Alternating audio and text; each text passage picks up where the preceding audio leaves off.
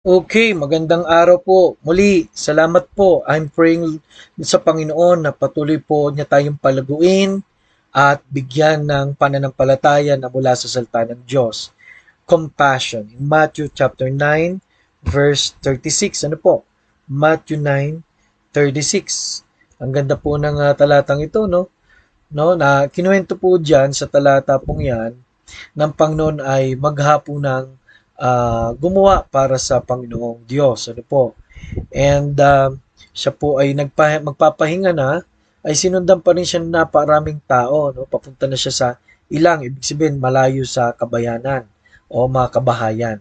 Sabi rito na makita niya ang napaaraming tao, nahabag siya sa kanila sapagkat sila ay nangangamba at nanlulupaypay na gaya ng mga tupa na walang pastol. Alam niyo po, ngayon po nandito ako sa Baguio and kagabi biglang nag-brown out habang may gusto magpa-therapy and sabi ko baka kalooban ng Diyos na makasama sila sa Bible study. Ngayon po may nabalitaan ako na kamag-anak po ni Mrs. na may cancer, yung isa naman po ay nabangga ng motor.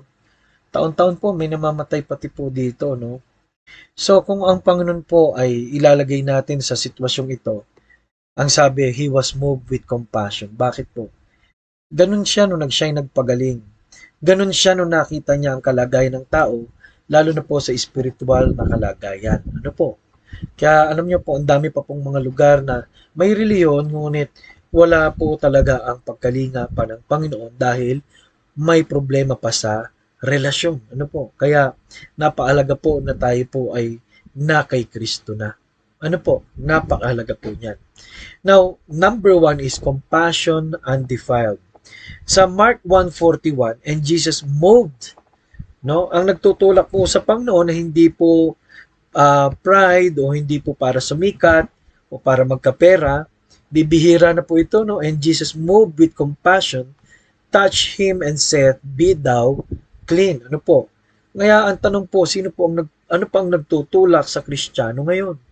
Yung bang kalagayan ng mga tao ay tinutulak pa tayo? Ano po, si Jesus po ay naramdaman niya ang kanilang mga pakiramdam. Nalaman niya ang kanilang mga pinanggalingan dahil siya ay all-knowing.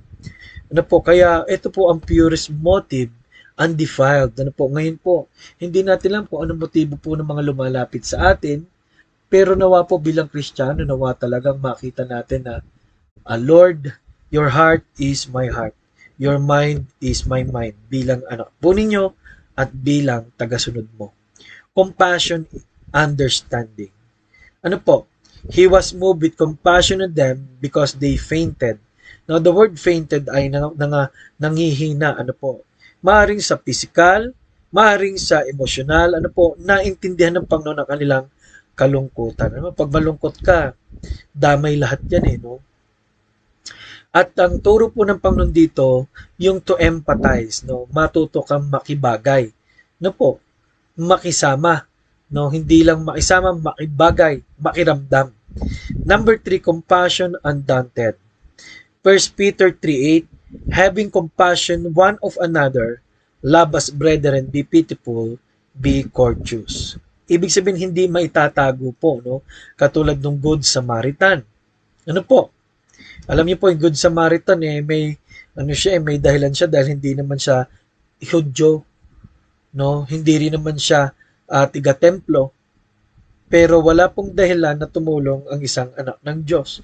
At dito po nagsisimula ang ministry.